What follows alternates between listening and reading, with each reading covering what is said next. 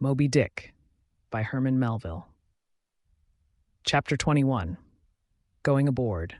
It was almost 6 in the morning, but the sky was still gray and misty as we neared the wharf. "There are some sailors running ahead of us, if I'm seeing right," I said to Queequeg. "It can't just be shadows. Looks like the ship is leaving at sunrise. Let's go."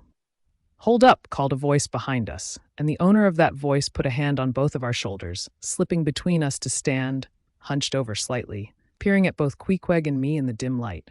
It was Elijah. "Heading aboard?" "Hands off, will you?" I said. "Look here," Queequeg said, shaking himself free. "Go away." "So you're not going aboard then?" "Yes, we are," I replied, "but what business is that of yours?" "Do you know, Mr. Elijah, that I find you a bit rude?" No, I didn't realize that," Elijah responded, slowly looking between Queequeg and me with a puzzled expression. "Elijah," I said, "my friend and I would appreciate it if you left us alone. We're going to the Indian and Pacific Oceans, and we'd rather not be delayed." "Oh, you are you? Planning to be back before breakfast?" "He's crazy, Queequeg," I said. "Let's go." "Hello," Elijah called after us when we'd walked a few steps away. "Forget him," I said. "Come on, Queequeg." But Elijah caught up with us again, suddenly placing his hand on my shoulder. "Did you see anything that looked like men heading toward the ship earlier?" Surprised by his straightforward question, I answered, "Yeah, I thought I saw 4 or 5 men, but it was too dark to be sure." "Very dark, Elijah said. "Good morning to you." We walked away from him again, but once more he followed, touching my shoulder and saying, "See if you can find them now, will you?" "Find who?" Good morning, he said, walking off again. "Oh, I was going to warn you about— Never mind. It's all the same. Part of the family, too. Cold morning, isn't it? Goodbye. I probably won't see you again, unless it's in front of a grand jury." And with those strange words, he finally left us, leaving me momentarily baffled by his weird behavior. When we finally boarded the Pequod, everything was silent. Not a soul was moving. The cabin door was locked from the inside, and the hatches were all sealed, covered with coils of rigging. We walked to the front of the ship and found the hatch to the forecastle open. Seeing a light, we went down and found an old rigger, wrapped in a torn pea jacket, lying flat across 2 chests, face down, with his arms folded under his head. He was in a deep sleep. Where could those sailors we saw earlier have gone? I asked Queequeg, looking suspiciously at the sleeping man. But apparently, Queequeg hadn't noticed the men I was talking about, so I might have dismissed the whole thing as an optical illusion if it weren't for Elijah's strange question. I tried to push the thought out of my mind. Glancing at the sleeper again, I jokingly suggested to Queequeg that maybe we should stay up with the body. Queequeg put his hand on the sleeper, feeling to see if he was soft enough, and then casually sat down on him. "Queequeg, don't sit there," I said. "Oh, it's a good seat," Queequeg replied. "That's how we do it in my country. It won't hurt his face." "Face?" I said. "You call that face?" "Well, it's a very generous expression then. But he's breathing so heavily, he's going to wake up soon. You'd better get off, Queequeg. You're too heavy, it's squashing him. Get off!" "Look, he's going to twitch you off any second. I can't believe he hasn't woken up yet." Queequeg moved off to sit near the man's head and lit his tomahawk pipe. I sat at the sleeper's feet, and we passed the pipe back and forth over him. While we sat there, Queequeg explained in his broken English that in his homeland, where they didn't have sofas or chairs, kings, chiefs, and wealthy people would fatten up some of the commoners to use as ottomans. To furnish a house comfortably, you just had to buy 8 or 10 lazy men and place them around the room. It was also convenient when traveling. Much better than those foldable garden chairs. A chief would call for a servant and have him turn into a seat under a tree, even in a swampy area. As he told these stories, every time Queequeg took the pipe from me, he would wave the hatchet side of it over the sleeping man's head. "What's that for, Queequeg?" I asked. "Oh, very easy to kill him. Very easy," he replied. He was about to continue with more wild tales about his tomahawk pipe, which apparently had both killed his enemies and calmed his soul, when we noticed the sleeping rigger starting to stir. The strong smoke had filled the small space, and it was affecting him. His breathing became muffled, then he rubbed his nose, turned over a few times, and finally sat up, rubbing his eyes. "Hello," he said at last. "Who are you smokers?" We're crew members, I answered. When does the ship sail? Oh, you're going with her, huh? She sails today. The captain came aboard last night. What captain? Ahab? Who else? I was about to ask him more questions about Captain Ahab when we heard a noise on deck. Hello. That's Starbuck, the first mate, moving around, said the rigger. He's a good, lively guy, hard-working and religious too, but I'd better get going now. With that, he went up to the deck, and we followed. By now, it was clear daylight. Soon the crew started arriving in twos and threes. The riggers were busy, the mates were hard at work, and people from the shore were bringing last-minute supplies aboard. Meanwhile, Captain Ahab remained locked away in his cabin, unseen. Chapter 22. Merry Christmas. Around noon, after the ship's riggers were dismissed and the Pequod was pulled away from the dock, Charity, ever thoughtful, arrived in a small boat with her final gifts: a nightcap for Stubb, the second mate and her brother-in-law, and a spare Bible for the steward. Once all this was done, Captains Peleg and Bildad came out of the cabin. Peleg turned to the chief mate and said, "Mr. Starbuck, are you sure everything is set? Captain Ahab's ready. I just spoke to him. There's nothing else we need from shore, right? Good. Call the crew and get them to gather at the back. Move it." "Let's avoid swearing, Peleg, even if we're in a rush," said Bildad.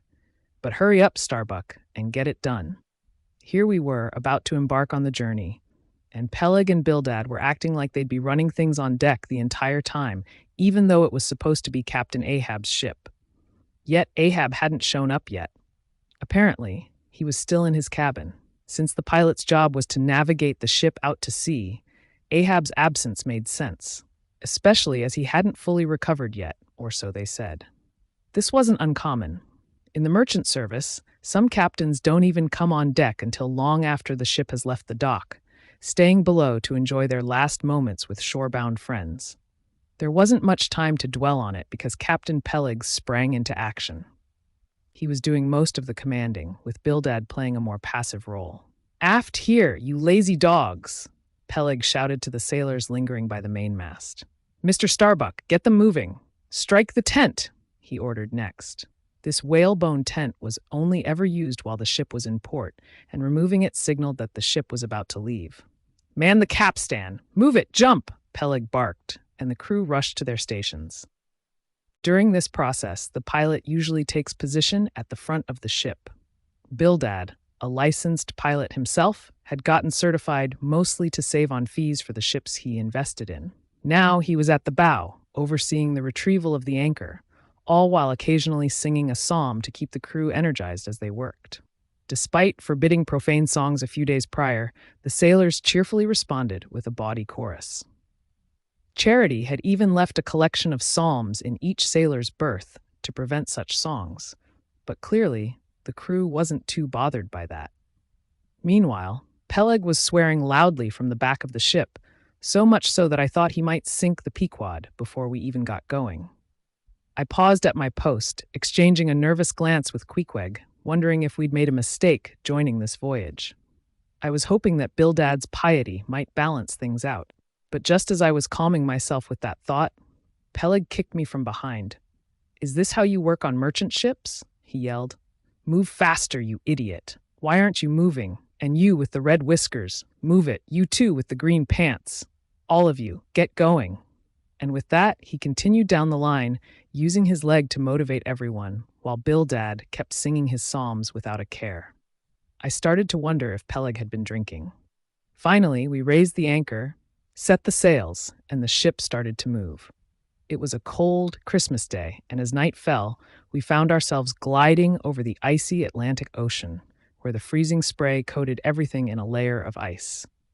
The ship's railings sparkled in the moonlight like the tusks of an enormous frozen elephant. Bildad, taking the first watch as pilot, sang hymns as the ship plowed through the rough seas, sending frost over the deck.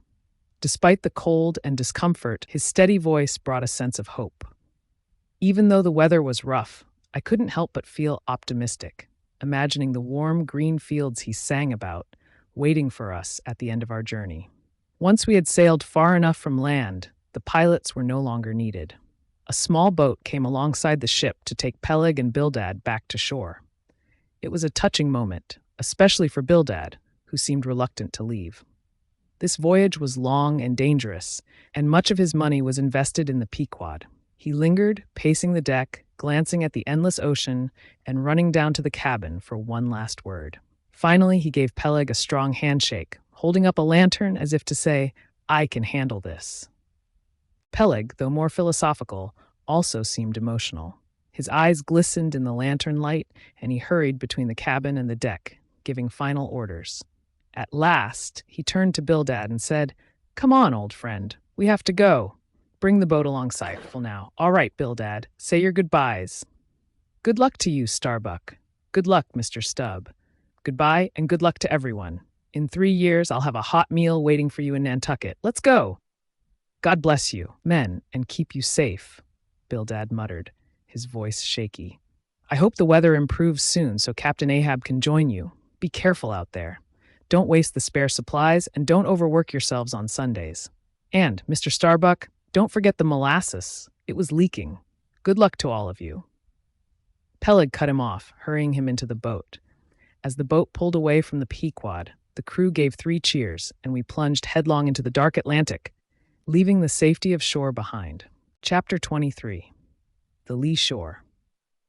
A few chapters ago, I mentioned a tall sailor named Bulkington, who had just returned from a long voyage when I met him at the inn in New Bedford.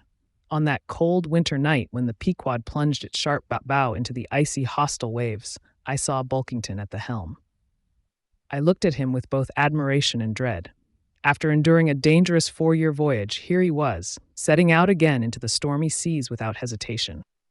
It was as if the land burned beneath his feet, too restless to stay ashore. The most profound things in life often go unsaid. Deep memories are like graves with no headstones. This short chapter is the unmarked grave of Bulkington. Let me simply say his fate was like that of a ship caught in a fierce storm near the shore. The port offers safety, comfort, warmth, and friendship, everything that soothes the human spirit. But in a storm, the port becomes the greatest danger for a ship. She must avoid it at all costs, for even the slightest touch of land could destroy her.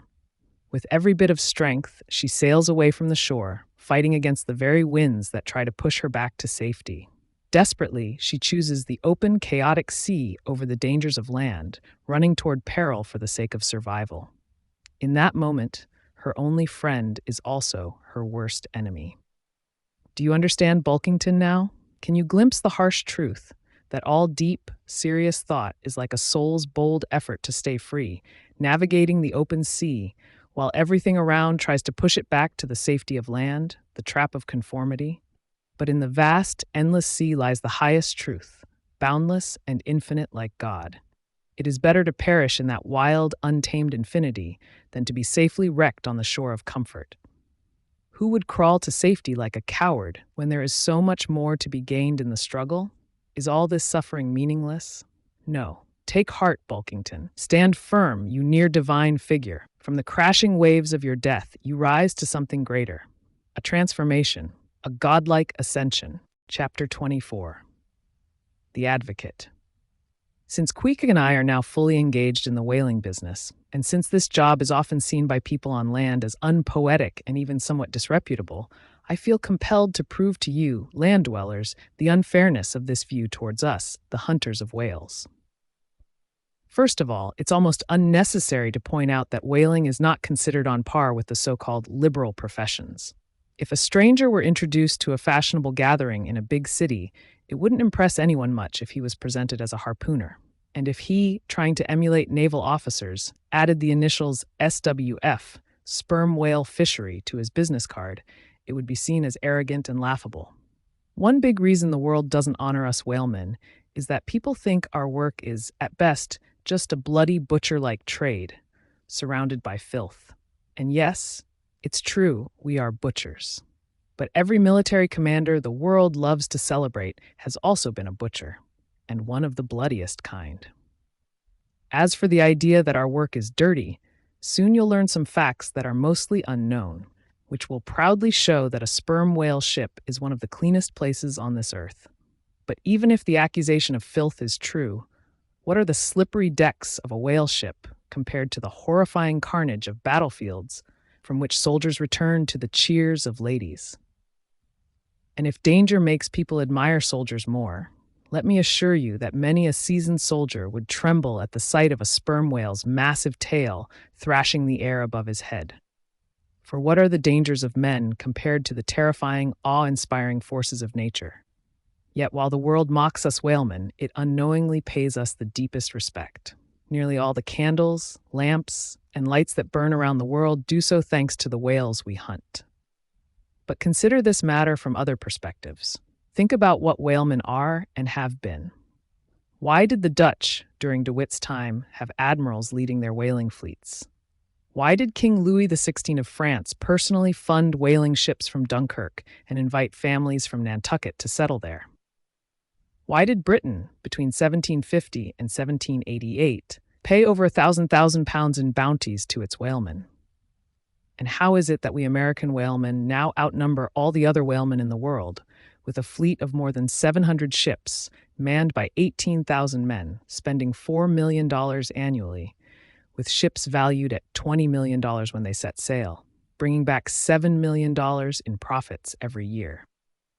How is all this possible if there isn't something powerful in whaling? But that's only part of it. There's even more to see. I boldly claim that no peaceful influence over the past 60 years has impacted the entire world as profoundly as whaling has. It has sparked such remarkable events, and those events have led to consequences so important that whaling could be compared to an ancient mother who gives birth to children already pregnant with the future. Listing all these things would be endless, so I'll mention just a few. For many years, the whale ship has been the pioneer, exploring the most remote and uncharted regions of the world. It has sailed through seas and archipelagos where no explorers like Cook or Vancouver had ever been. If American and European warships now dock peacefully in once savage harbors, they owe their thanks to the whale ship, which first showed them the way and bridged the gap between them and the native people. Celebrate the heroes of exploration, like Cook and Krusenstern, if you like. But I say there have been many anonymous captains from Nantucket who were just as great, if not greater. These men, without the support of Marines or muskets, faced unknown wonders and dangers in shark-infested waters and on uncharted shores, taking on challenges that even Captain Cook would have hesitated to confront. What we now read about in old South Sea voyages were just the daily experiences of our brave Nantucket sailors. Adventures that Vancouver dedicated entire chapters to were often not even considered worth mentioning in the ship's log by these men. Before whalemen rounded Cape Horn, trade with the Spanish colonies along the Pacific coast was almost non-existent. It was the whalemen who broke through Spain's strict policies.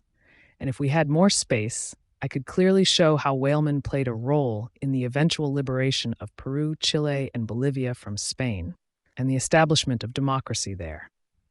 Even Australia owes much of its discovery to whalemen. After the Dutch stumbled upon it, other ships avoided its shores for a long time, thinking it was too wild and dangerous.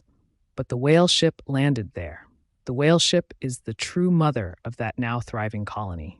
In the early days of Australia, whale ships even saved the first settlers from starvation by providing them with food. The islands of Polynesia, too, owe much to the whale ship, which paved the way for missionaries and merchants, and in some cases, carried the first missionaries to their destinations. If Japan, a nation long closed off, ever opens its doors to the world, it will be thanks to the whale ship, which is already on its threshold. And yet, if after all this, you still say that whaling lacks noble associations, I'm ready to challenge you on that. You might argue that whaling lacks a famous author or chronicler, but who wrote the first account of a whale? The mighty Job. And who wrote the first narrative of a whaling voyage? None other than Alfred the Great, who recorded the words of the Norwegian whaleman Othere, and who praised whalemen in Parliament. Edmund Burke.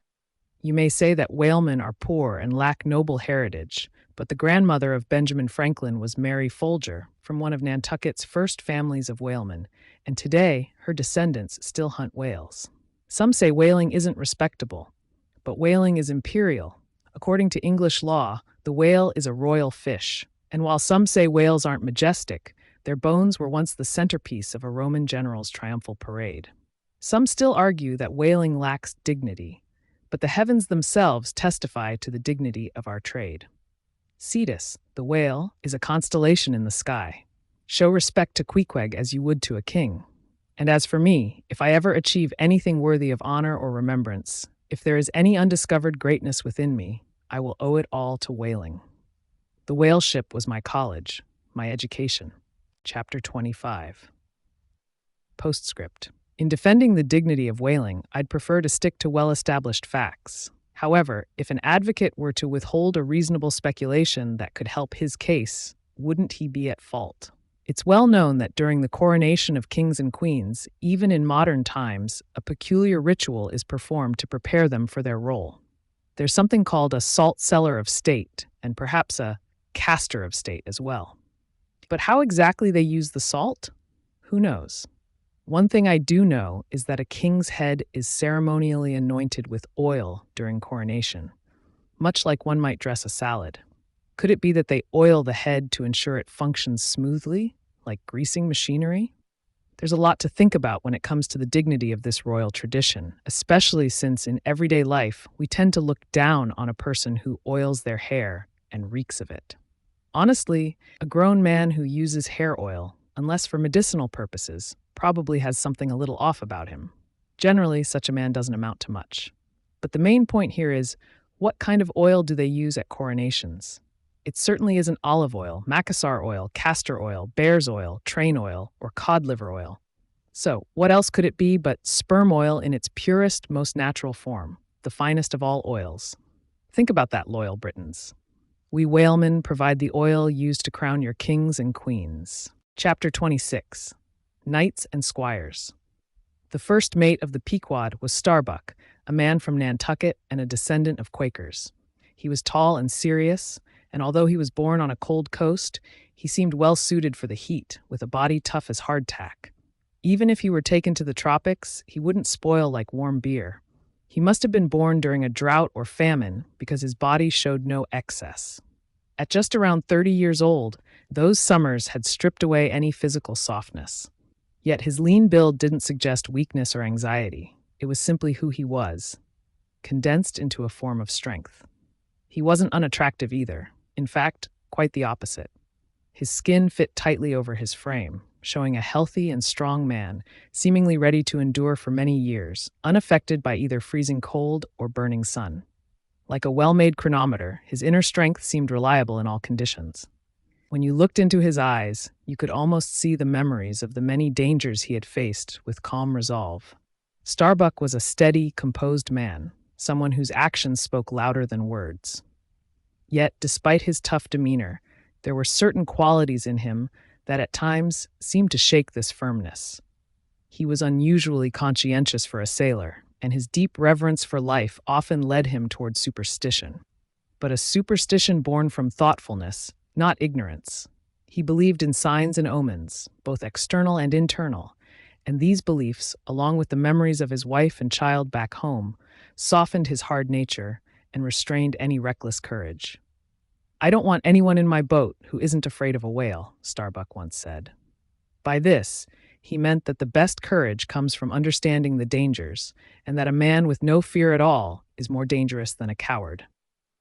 "Aye, aye," said Stubb, the second mate. "Starbuck is as careful a man as you'll find in the whaling business. But soon enough, we'll see what careful really means when someone like Stubb, or any other whaleman, says it." Starbuck wasn't the type to chase after danger. For him, courage wasn't about pride or sentiment. It was just a necessary tool for doing his job. He likely thought that courage in the world of whaling was just as important as the ship's supplies, like food and water, not something to be wasted. That's why he wasn't fond of chasing whales after dark or battling a whale that was too determined to fight back. In Starbuck's mind, he was there to hunt whales for a living, not to die for them, and he knew all too well that many men had been killed by whales. His own father had met such a fate, and somewhere in the ocean's depths lay the dismembered remains of his brother. With memories like these and his superstitious nature, Starbuck's courage, though extreme, had its limits. It wasn't natural for a man with such experiences to not harbor some hidden fear that, under the right circumstances, could erupt and consume his bravery. Though Starbuck was brave, his courage was mostly suited to facing the tangible dangers of the sea, wind, and whales, the kind of threats that don't think. But there are more terrifying, spiritual threats, like the wrath of a powerful and enraged man, that even the bravest might struggle to withstand. If this story ever shows Starbuck completely losing his courage, I would hardly have the heart to write it, for it's a sorrowful and shocking thing to witness the downfall of a brave soul. Men may seem despicable as a group, fools, knaves, and murderers, but man, as an individual, is noble, radiant, and grand. When one falls from grace, it is a blow to all humanity. The pure manliness that lives deep within us, untouched by our outer character, bleeds with agony at the sight of courage undone. Not even piety can quiet the pain caused by such a sight. The dignity I speak of here is not that of kings and crowns, but the deeper, universal dignity that belongs to all of humanity, a dignity that comes from God Himself, the source of divine equality.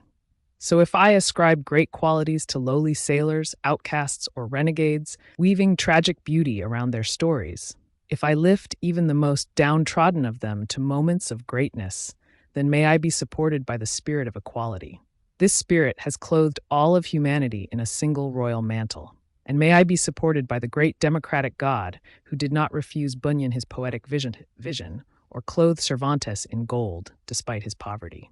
This God, who lifted Andrew Jackson from obscurity and placed him in command, always chooses his greatest champions from the common people. Let this God support me as I tell the stories of the noble yet often overlooked souls in the world of whaling. Chapter 27. Knights and Squires. Stubb was the second mate of the Pequod, a native of Cape Cod, and referred to as a Cape Cod man by local custom. He was easygoing, neither cowardly nor especially brave, and faced danger with a casual attitude. Even in the middle of a life-or-death chase, he was as calm and focused as a carpenter doing routine work. Good-natured, relaxed, and carefree, he treated every deadly whale encounter like a casual dinner, with his crew as invited guests. He was meticulous about keeping his part of the boat comfortable, just like an old coach driver is about keeping his seat snug.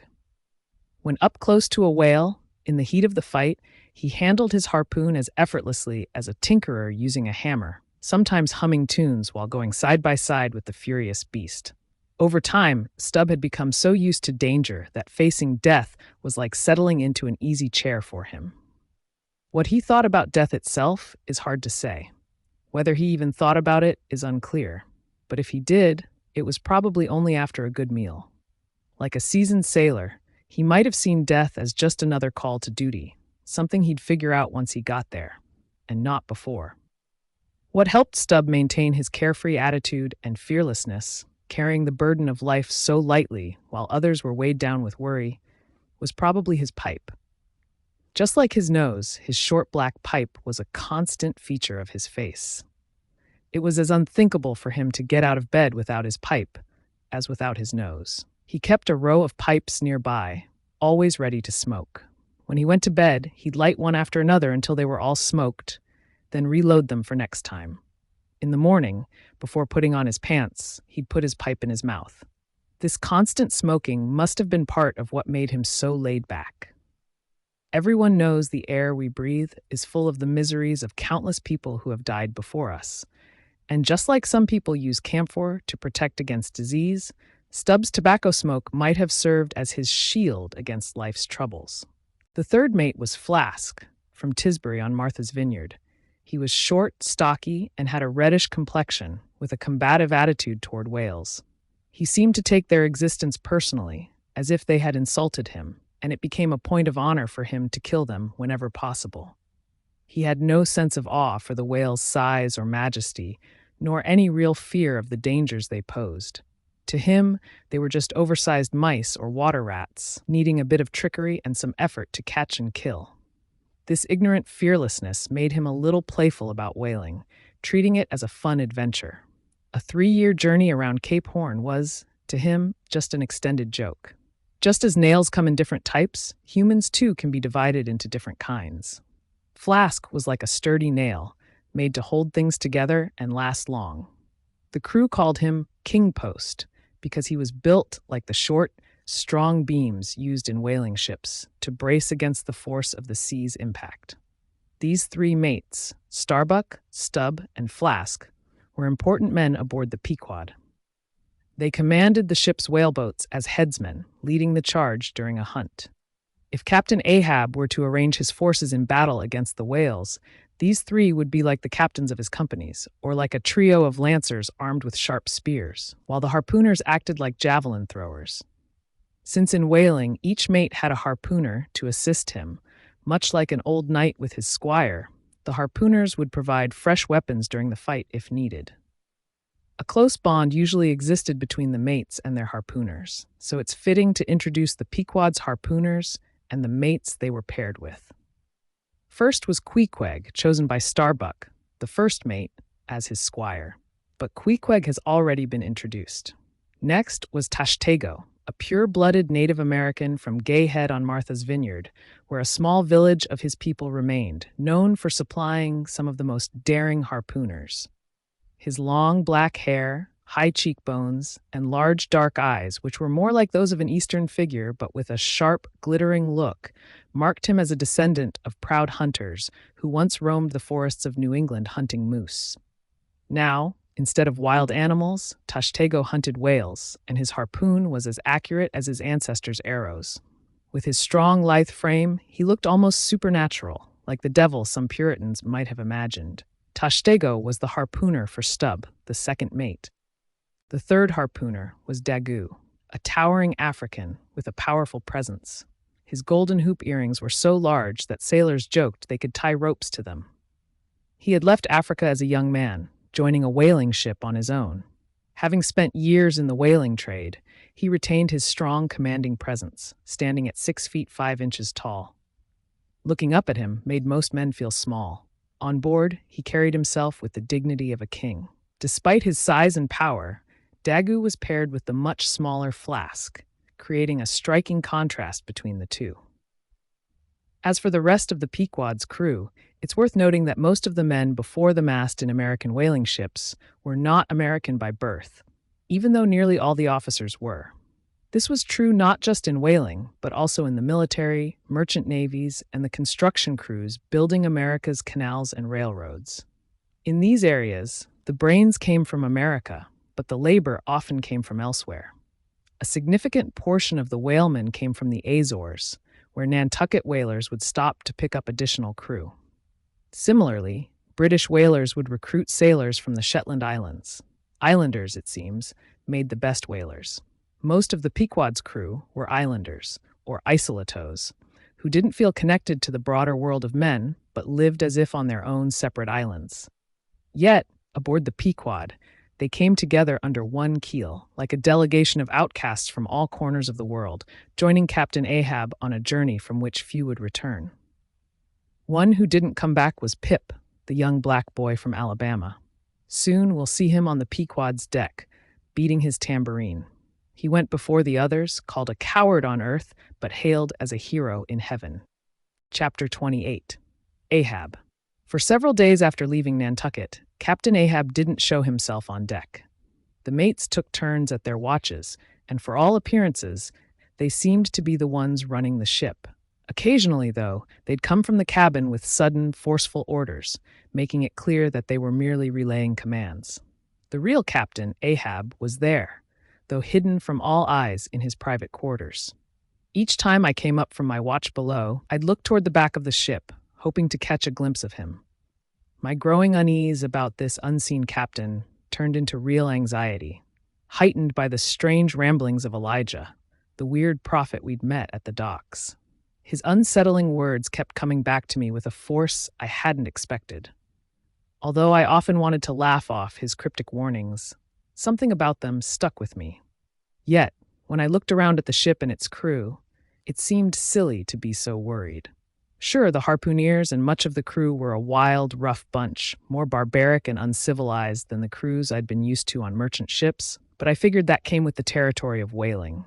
The dangerous, untamed nature of the job attracted this sort of crowd. But the three mates, Starbuck, Stubb, and Flask, helped ease my concerns. They were all capable, reliable officers, each in his own way, and all Americans. As we left Nantucket, it was Christmas time, and we sailed into freezing polar weather, though we were heading south and leaving the harsh winter behind with every mile. On a cold, gray morning, the ship sped through the water with a vengeful energy, and as I climbed onto the deck for my shift, a chill ran through me. I looked aft, and there he was, Captain Ahab, standing on the quarterdeck. He didn't look sick or like someone recovering from an illness. Instead, he resembled a man who had survived something catastrophic. His body hardened, but not broken. His tall, broad frame was like solid bronze, as if molded in a way that couldn't be changed, like a statue of Perseus made by Cellini. A long, thin scar ran down one side of his weathered face and neck, disappearing into his clothes. It reminded me of the mark left on a tree after lightning strikes it, peeling the bark from top to bottom, but leaving the tree alive, though forever branded. No one knew for sure whether Ahab was born with that scar or if it was the result of some terrible injury. The crew rarely mentioned it, but one old Indian sailor, Tashtego's elder, claimed that Ahab hadn't been marked until he was 40, and that it happened during a fierce storm at sea, not a battle. Another old sailor, a Manx man, hinted that Ahab's body might bear birthmarks from head to toe, but only whoever prepared him for burial would ever know. Ahab's appearance was so grim and imposing that I barely noticed his artificial leg at first. It was made from the polished bone of a sperm whale's jaw. An old Indian sailor had once told me Ahab lost his leg near Japan, but instead of returning home to replace it, he just fashioned a new one at sea, like a ship getting a new mast. Ahab's stance was odd. He had placed his whalebone leg into a small hole on the deck for balance, gripping a rope with one hand as he stood silently, staring out over the ship's prow. His gaze was fierce and unyielding, filled with determination, as if nothing could turn him away from his mission. He didn't say a word, and neither did the mates, but their tense gestures and expressions made it clear they felt the pressure of being under his watchful eye. Ahab's face was marked by deep sorrow and anger, yet there was also a kind of regal dignity about him. After that first appearance, Ahab retreated to his cabin, but from then on, he was visible every day. Whether standing in his usual spot, sitting on his ivory stool, or pacing heavily around the deck, he became a more regular presence as the weather brightened. It seemed that only the bleakness of the sea had kept him secluded, and as the ship sailed into warmer, calmer waters, Ahab came out more often. Though he rarely spoke or acted, his presence became a part of the daily routine. The ship wasn't yet hunting whales, so there wasn't much for Ahab to do, and the mates handled all the preparations. For now, Ahab was simply waiting, the dark clouds of his thoughts looming over him like storm clouds over a mountain. Still, as the weather grew warmer and more pleasant, Ahab seemed to soften, just a little. Like the old trees in winter that send out a few green shoots when spring arrives, Ahab occasionally let slip a faint hint of warmth, something that in another man might have blossomed into a smile. Chapter 29. Enter Ahab, to him Stubb. After several days, leaving the ice and icebergs behind, the Pequod sailed into the bright, almost eternal spring of the tropics. The warm and clear days felt like crystal goblets filled with refreshing sherbet, sweetened with rosewater, while the starry nights resembled proud, regal women, waiting at home for their triumphant, sun-like husbands. The beauty of both day and night was so enchanting, it was hard to choose between them. But this never-ending pleasant weather didn't just affect the world around us. It started to work on Ahab's soul as well, especially in the calm evenings when memories seemed to crystallize like silent, creeping ice. These subtle forces began to influence Ahab even more. Old age often brings sleeplessness, as if the longer a person clings to life, the less they want to be reminded of death. Among old sea captains, it's common for them to leave their cabins during the night to walk the deck. Ahab was no different, except that lately he spent so much time outside that it seemed he visited his cabin less than he visited the deck. "It feels like I'm descending into my grave," he would mutter as he climbed down into the narrow cabin. Nearly every night, after the crew's shifts had been set and a quiet calm had settled over the ship, Ahab would emerge from his cabin, using the iron railing to help steady his crippled walk. Though he often prowled the deck, He was usually mindful not to disturb his tired mates resting nearby. He knew that the sound of his wooden leg on the deck would have echoed loudly, keeping them awake. However, one night, lost in his own thoughts, Ahab's heavy footsteps reverberated through the ship as he paced.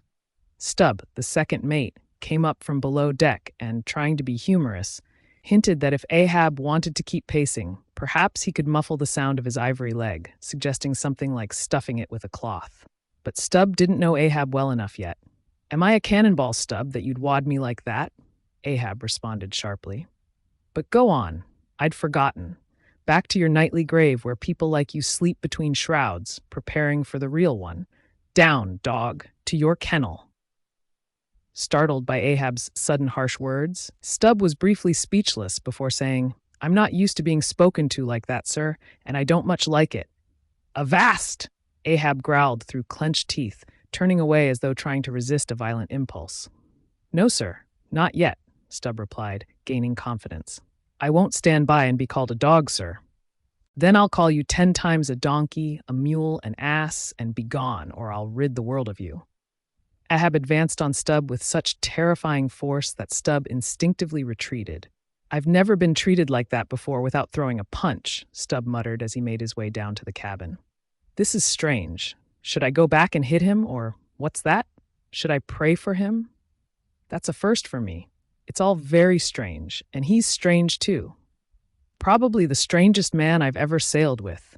He flashed at me with his eyes, like they were ready to explode. Is he mad? There's something weighing on his mind, no doubt about that. He's hardly in bed for more than 3 hours a night, and he doesn't sleep then, either. Didn't Doughboy, the steward, say that in the mornings Ahab's bed is always a mess, with the covers twisted and the pillow as hot as if a brick had been on it? Something's bothering that old man. I bet he's got a guilty conscience, worse than a toothache from what I've heard. Whatever it is, I hope I never catch it." Stubb paused, reflecting on what he had heard from Doughboy about Ahab going into the ship's hold late at night. "What's he doing down there?" he wondered. "Isn't that strange? But who can say? It's the same old game." Stubb decided to head back to bed. "Damn, it's worth being alive just to get some sleep. Funny how babies start off sleeping. It's strange, isn't it? But I don't like to think too much about things like that. My 11th commandment is don't think, and the 12th is sleep when you can." He paused again. "But hold on, didn't he call me a dog? Then he called me a donkey 10 times over. He might as well have kicked me. Maybe he did, and I didn't even notice. I was so shocked by his expression. His face flashed like a skeleton's. What's wrong with me? I can't seem to get my balance after that. By God, I must have been dreaming. What's going on? The best thing to do is forget about it. Time for bed, and in the morning, I'll see how things look in the daylight." Chapter 30. The Pipe. After Stubb left, Ahab stood by the ship's railing for a while. Then, as he had been doing lately, he called over one of the sailors on watch and sent him below to fetch his ivory stool and pipe. Lighting the pipe at the lamp by the compass, Ahab set the stool on the windward side of the deck and sat down to smoke. In ancient Norse times, legend says that the sea-loving Danish kings had thrones made from the tusks of narwhals. Seeing Ahab seated on his stool of bones, it was hard not to think of the royalty it represented. Ahab was like a king of the sea, a ruler of the mighty whales. He sat there for a few moments, puffing thick clouds of smoke, which blew back into his face. Finally, he muttered to himself, pulling the pipe from his lips, "This smoking doesn't calm me anymore. My pipe! Things must be bad if even you've lost your magic. I've been smoking all this time without realizing it wasn't for pleasure, but out of frustration. And I've been smoking against the wind like a dying whale whose last gasps are the most troubled. What am I doing with this pipe anyway? It's meant for peace, sending gentle white smoke through soft white hair, not through ragged iron-gray locks like mine. I'll smoke no more." With that, he tossed the lit pipe into the sea. The fire sizzled as it hit the water, and the ship sailed past the bubble it left behind. Ahab, with his hat pulled low, started pacing the deck with a heavy, uneven stride.